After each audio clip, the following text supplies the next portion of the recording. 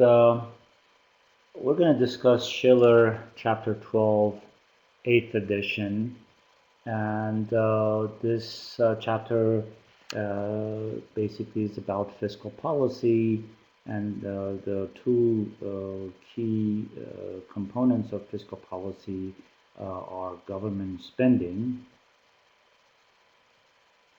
at federal, state, and local, all of them lumped up under G, or government spending, and the other one would be tax policies, again at federal, state, and local. And the idea is to use these two instruments to manage the economy. And so let's go back to the earlier discussion we had about the economy, and what we started off with, discussion of aggregate demand, aggregate supply model, in which we essentially have an economy. On the horizontal axis, we measured real gross domestic product, and embedded into this was the level of employment. Because the more we produce, sooner or later we have to employ more workers to produce it. And the vertical axis was the measurement of price level, meaning that the average price level for all goods and services consumed in a country. I am going to try to see if I can get a better focus.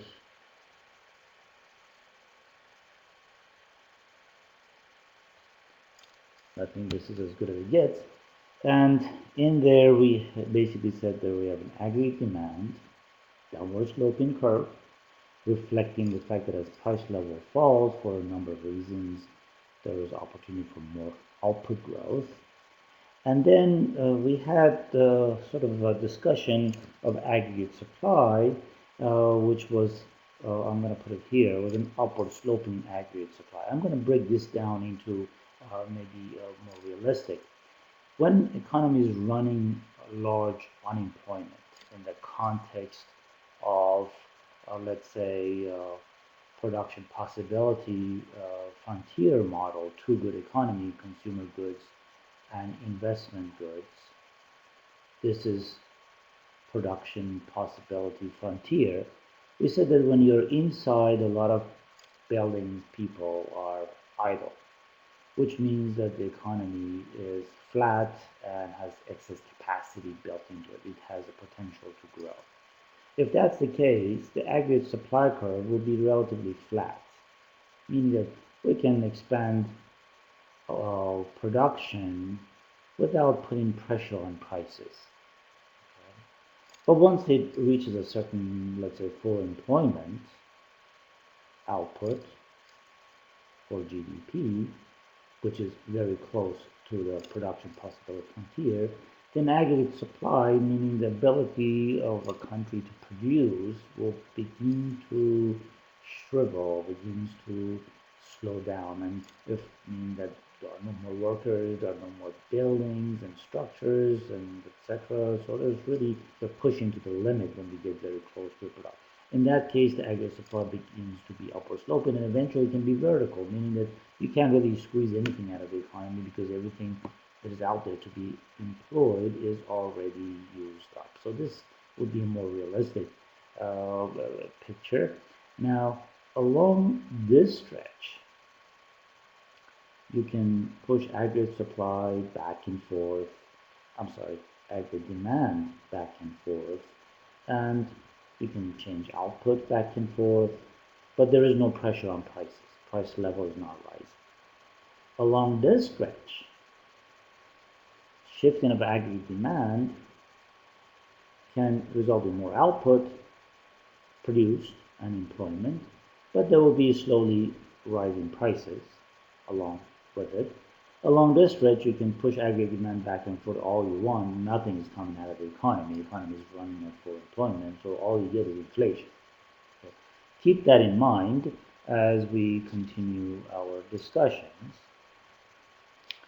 So right now, let's say we have an economy. Let's put it back up here. Real GDP, price level, and we have an aggregate demand.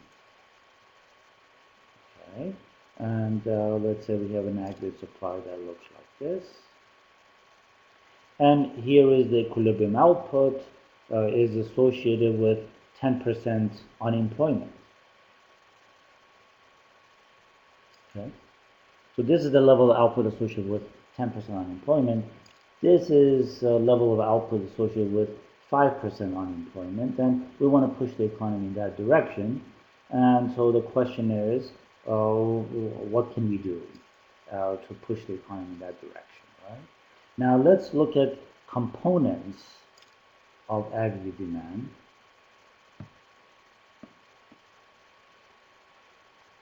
They're made out of essentially the spending power. One is consumer spending. The other one is that is spending by you and I and all citizens of the country. And if we don't spend, the economy doesn't create jobs, and output has to shrink because people are not buying. And if we spend more, for whatever reason, then somebody has to produce goods and services and put them on the shelves, so create jobs, and output will be boosted as a result. There's also investment spending by business community and so forth. There's also government spending at all levels, federal, state, and local. And then finally is spending by foreign citizens called net export. That is our essentially export minus import, which is what we call net export. Okay? For the US, actually this has been a negative number because this is always smaller than this import. So in terms of aggregate demand, we are basically buying more from abroad than we're selling. So that's really not a good picture and so forth. But let's keep that in mind, all right? So the idea is that if we want to push from this low level of output and then as a result high level of unemployment to higher level of output and associated with it lower levels of unemployment, something that we are right now trying to deal with, then one approach would be to quickly feed the economy with spending power. Okay, so the question is, how do we do that? Because we want to really push the economy way out there, and that combined with aggregate supply, we get full employment. Right? Now, one way would be to encourage consumers to go out there and spend money. We can somehow play with their psyche or stuff money in their pocket somehow. Say, come on down and you qualify for some cash, etc. Cut their taxes, and so they have more leftover disposable income to go out there and spend. If for whatever reason they're not spending enough, we could perhaps encourage the investment community to go out there and spend on plant and equipment. We could provide subsidies, and we could provide tax incentives, reduce taxes if you invest in this area or the other or across the board, all of that.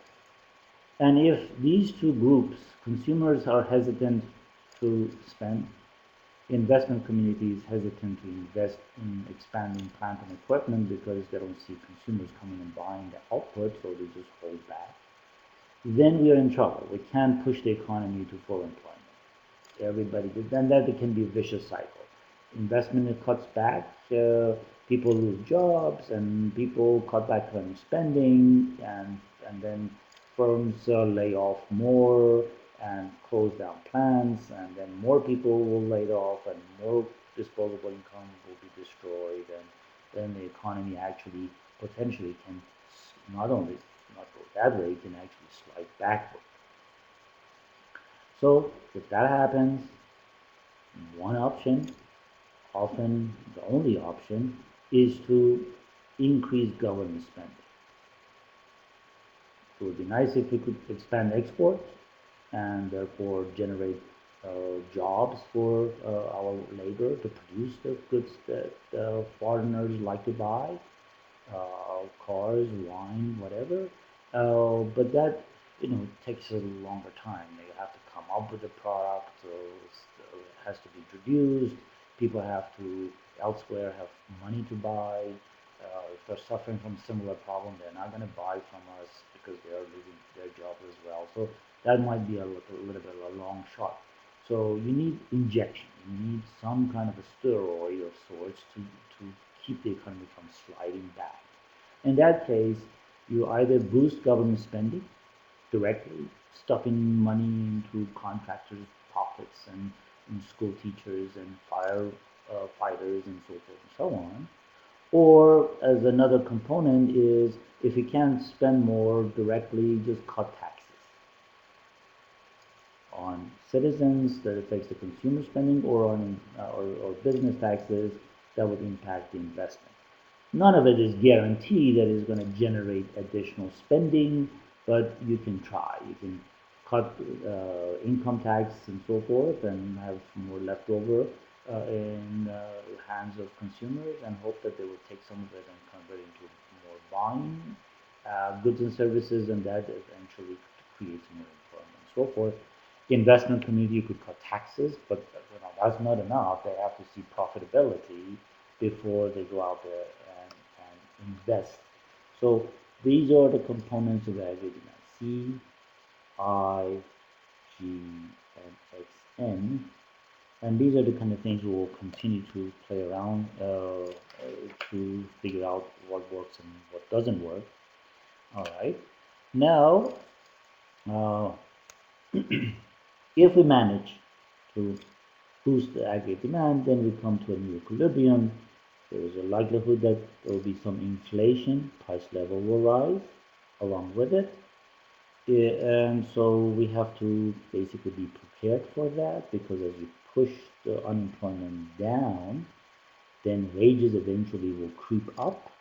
And so does the cost of production as firms try to secure energy, raw material, plus labor. So sooner or later there will be some danger of inflation if our economy can maybe tap into new sources of energy and labor, etc., like buying whatever we cannot produce from China and elsewhere, we may have a flatter aggregate supply curve, which means that we can boost the economy and the price level will not rise as much because we have access to the rest of the world's productive capacity. That's really the idea there. So let's continue this discussion.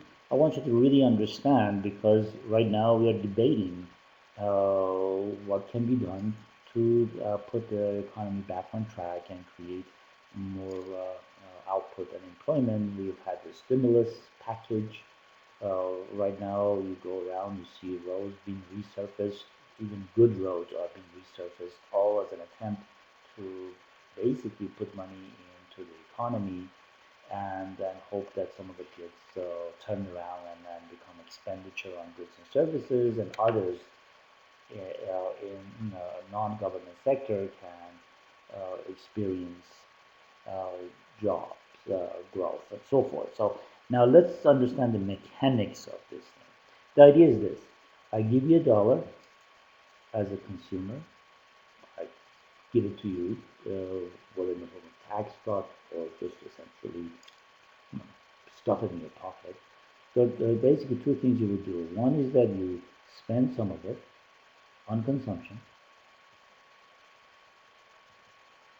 and then the other part you save. Okay? The question is how much of it you spend and how much of it you save. If you take the dollar and spend all of it on buying local bread and ice cream or whatever, that means one thing. If you save portion of it, then the impact would be smaller. So for that, we have a concept called marginal propensity to consume. That's essentially a fraction of new income spent. Then this is very organic. People don't get up in the morning and suddenly are hysteric about the spending. It's just a function of the family structure, the history, their psyche, etc. So it's a very stable thing. It doesn't radically, one day you decide to spend all the dollar you have, and next day you spend 10 cents of it. It just basically is a function of your long run sort of attitude toward life and your family and habits and so forth and so on. So for that reason, let's say from a dollar that you get, you spend 75 cents and save 25 cents. Okay? And different countries have different marginal propensity to consume. Japanese tend to have lower marginal propensity to consume. From every yen they earn, they may be willing to spend 65 equivalent of pennies of their 1 yen earned and save more. They're more of a nation of savers. Others may spend more because by the time they get their paycheck, government has taken up a good chunk of it, and the government has a promise to give them back with retirement, so they don't mind having less now. In Scandinavia, they may be paying higher taxes, but the expectation is that they will get better retirement treatment and so forth, so they pay higher taxes.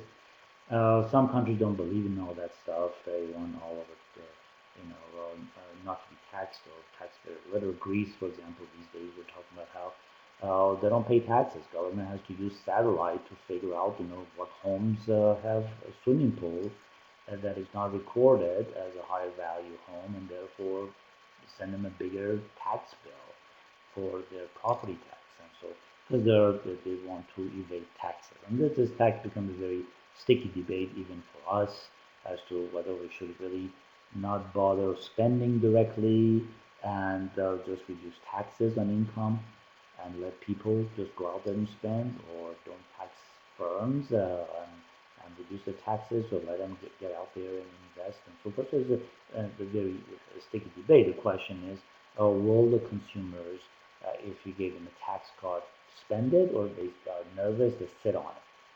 If you give a tax cut to firms and industries, would they convert it into more investment in plant and equipment, or this, for the time being, to just sit on it, or send it abroad for better return, and so forth and so on. So that's the idea there. In order to really understand this issue, you need to have an understanding of the sort of economy in this context, in a big picture. What was called a sort of a circular flow. You have product market. This is for goods and services. You have factor market. This is for labor, for entrepreneurship, for capital market, and so forth. These are factors of production used to produce goods and services. Okay. So the idea is this: firms will buy factors, buy your time, borrow your savings, tap into your entrepreneurial talent, etc., and produce goods and services once they get your talent, and then from there, they will basically produce more goods and services. So this product market, will get the productive firms, right? And so products are sold. Let's say here we have households. These people will basically spend their money in the product market, where the supply and demand of goods and services. These people supply it. These people, the households, demand it, and so goods and services are bought and sold in the product market. And then once the products are sold, then firms will send them back wages and so forth. I know. I have to start all over on this.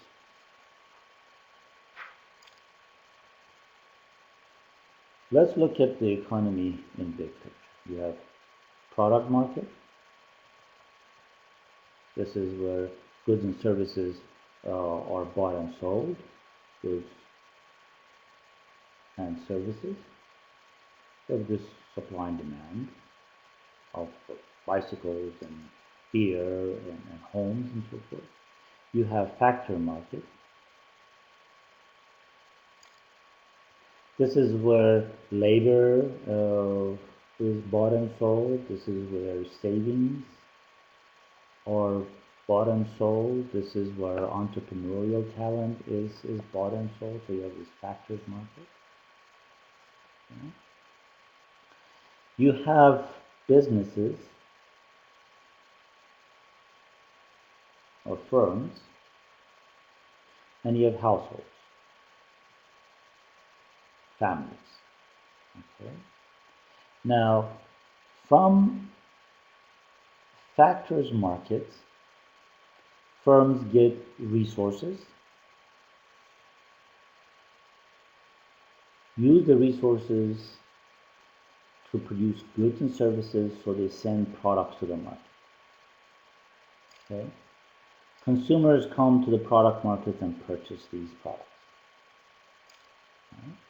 When factors are bought and sold, got paid for in form of wages and interest on your savings, etc. And so income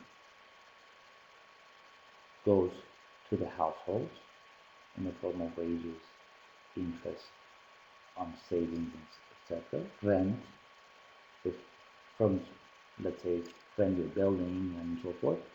So this is income flow. Households get the income and go spending. This is spending flow. So when you spend, firms basically collect the money. This would be return on activities of the firm, and they use some of it to pay you and I in the market. So now this is a circle of flow. It may get stuck in a sense that household may get paid, but they refuse to spend, or firms send their products consumers are not willing to buy, and so forth. And if that happens, then the economy will shrink. And so you have in a center government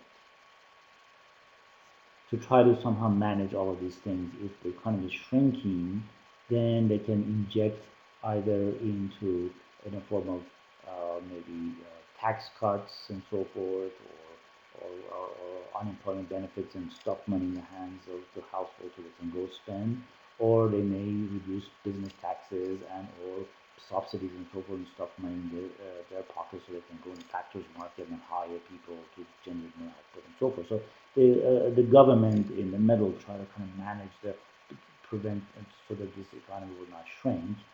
If firms produce products and are exported, then they find demand. If it's not generated by domestic citizens, they find demand by foreign citizens, and so that's fine. If we don't export as much, and in fact we import, then some of the products we buy is not produced domestically, is produced somewhere else. It creates jobs somewhere else. That's the idea right there. Okay. Keep that in mind. But again, remember, if you spend 75 cents out of a dollar, then marginal propensity to consume is 0.75. The residual, which is 1 minus MPC, which is marginal propensity to save, would be therefore 25 cents or 25% of this. So if I somehow inject, let's say, 100 billion into your pocket somehow, given that you have a tendency to only spend 75% of it, the impact on the economy would be 0.75 times 100 billion, or the impact would be $75 billion in terms of expansion in aggregate demand. Okay, so keep that in mind. I'm going to try to reduce the size of this screen because I'm running out of space a little bit quickly.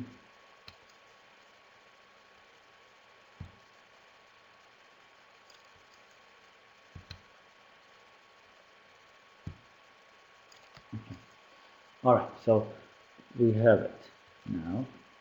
The next thing we want to think about is, oh, okay, the initial spending was 100 billion. People saved 25% of it and spent 75. So initial wave of impact of 100 billion expenditure would be 75 billion.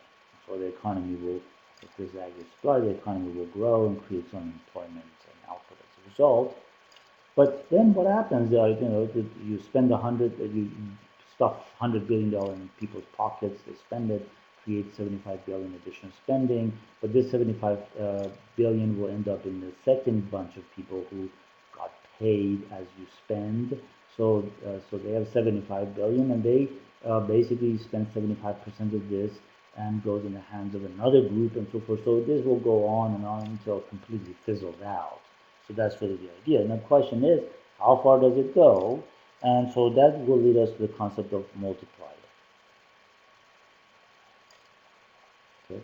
Meaning that we want to see what would be the ultimate impact of this $100 billion. So the multiplier essentially is defined as 1 over 1 minus MPC. And so if MPC is 0.75, 1 over 1 minus 0.75 is 1 divided by 0.35 or 4.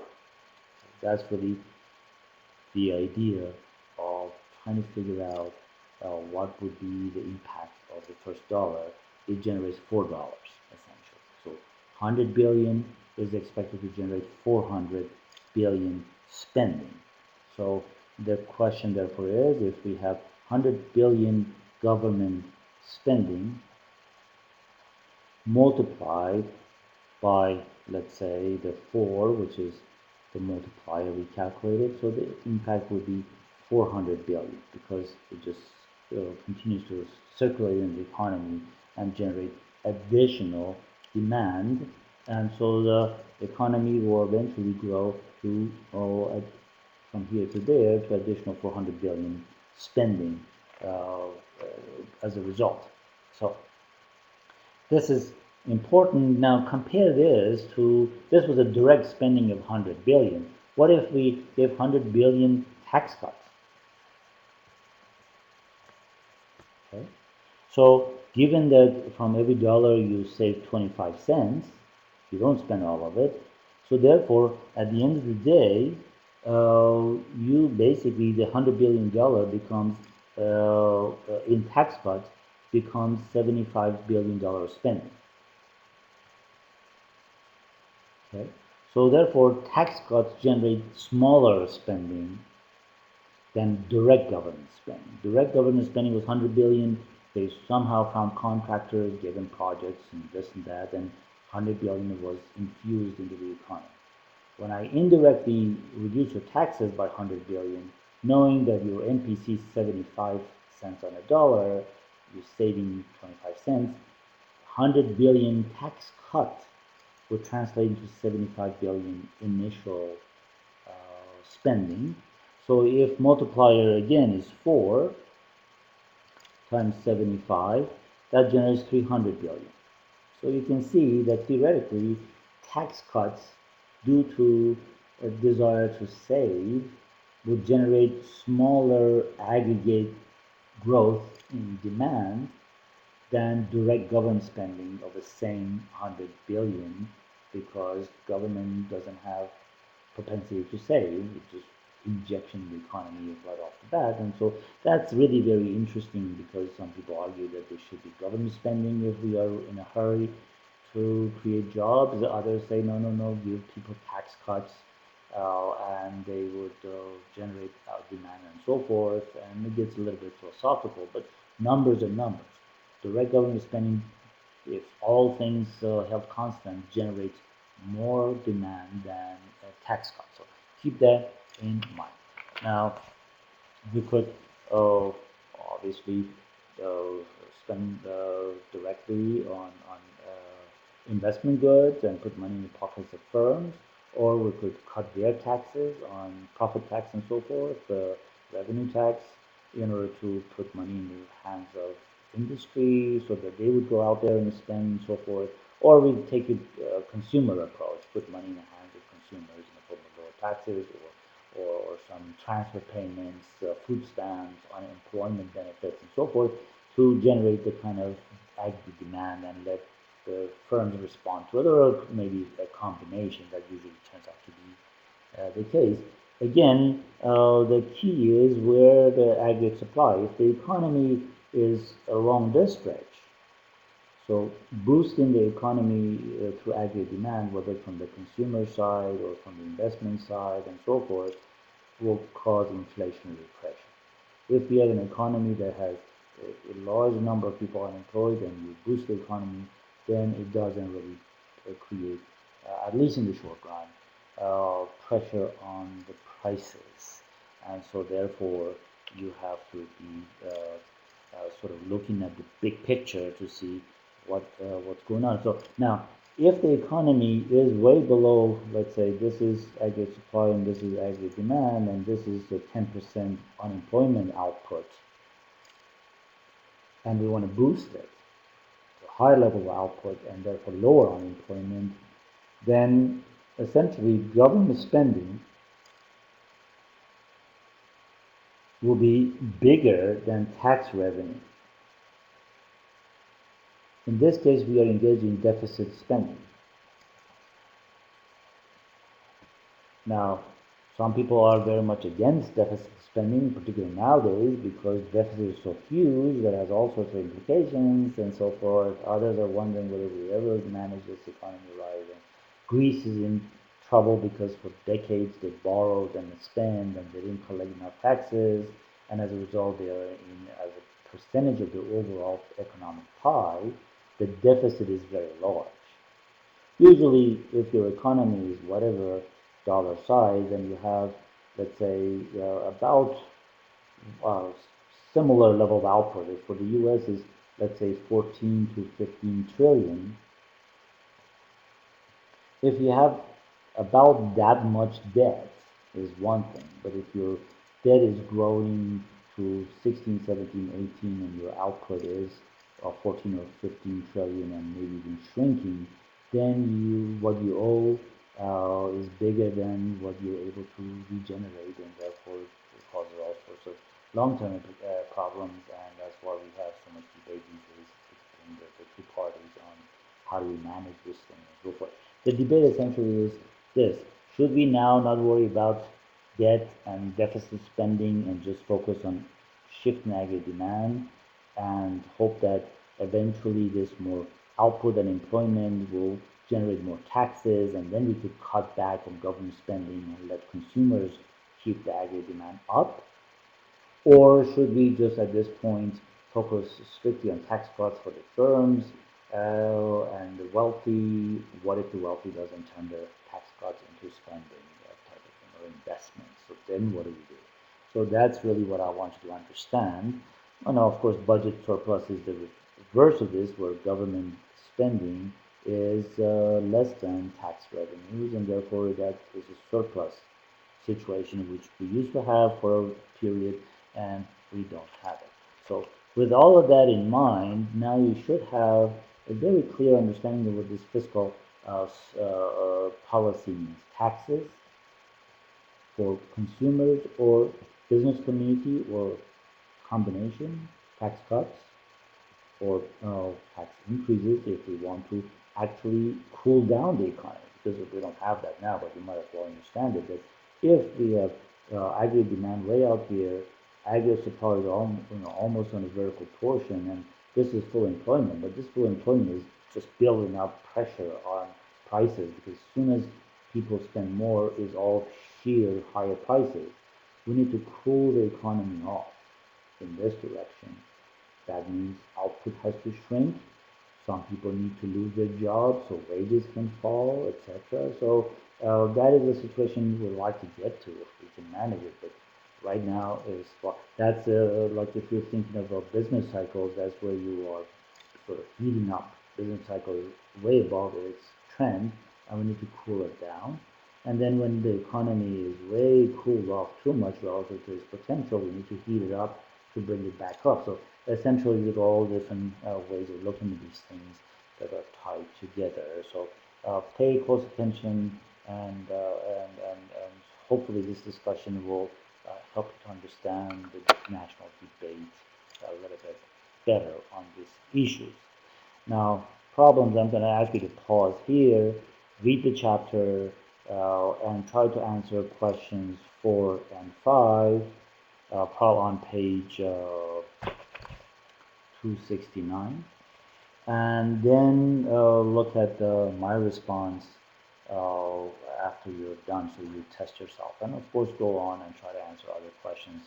But question 4 on page 269. What do people do with fraction of the income they save? Well, that the fractional income that you save is leakages out of that circular flow when you have product market and factor market. As people save, they are not spending on goods and services. So therefore, uh, what they do with it, they put it in savings, and the savings can at some point translate into investment, as people will borrow the savings to invest. But by saving, essentially, you're leaking out of the economy, and it can contract. Doesn't mean you don't need savings, because eventually you need savings in order to fuel investment. Nations that don't have sufficient savings have to borrow from somewhere else to make up for investment. So we are either a nation of savers or a nation of spenders. If we're a nation of spenders, then we have to borrow for investment. But now the question is, what kind of a borrowing? Do you borrow from Chinese to go on a cruise, or do you borrow from Chinese or Germans or Saudi Arabian, whoever has extra cash, to invest in new plant and equipment and factories and roads and bridges or education? So it's very important. If we don't have sufficient savings and we have to borrow, what do we do with this borrowed money? Do you vacation with it? Do you party with it? Or do you put it back? That's why a lot of countries borrow from abroad to invest in infrastructure, which will then create an opportunity for this production possibility frontier to grow. If, on the other hand, you borrow and consume and let your infrastructure deplete, then over time your capacity to produce will shrink. The economy as a whole will shrink. So that's something to know. Now, question number 5 on the same page. How long does the multiplier process take place? Usually few months to a couple years. Of course, there are a lot of factors. What if you give people tax cuts and sit on all of it? Or what if you give firms tax cuts and they sit on every penny of it and don't convert it into plant and equipment? What if you boost government spending on things that eventually find a way in pockets of some people in form of income and wages, but they sit on it? That's that kind of thing. So it varies. And what if the additional spending is on goods and services produced from abroad? It generates jobs for others. That's why when government gave tax rebate to families for $100 to $600, what did they do? They rushed to Walmart and bought necessities such as shoes and books and school supplies for the kids. But most of that were produced overseas. So even though it created some opportunities for retailers such as Walmart, Target, and so forth, but it really didn't have long-term implications in terms of creating domestic jobs. So you have to be very careful how you manage this issue. And how will this later impact the fiscal policy?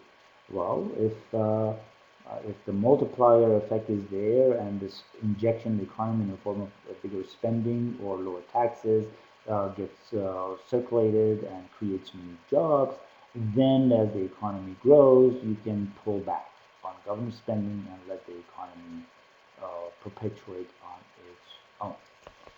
Thank you, and that ends our conversation.